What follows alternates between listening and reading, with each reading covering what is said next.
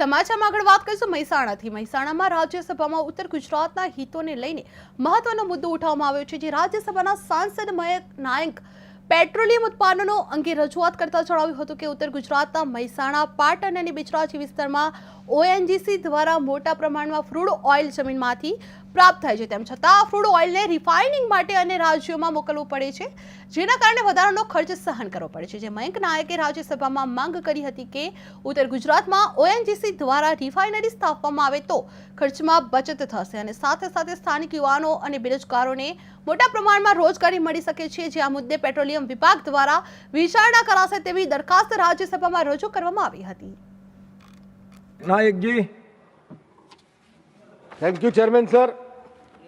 sir, ये petroleum भंडारों का जो प्रश्न है उसको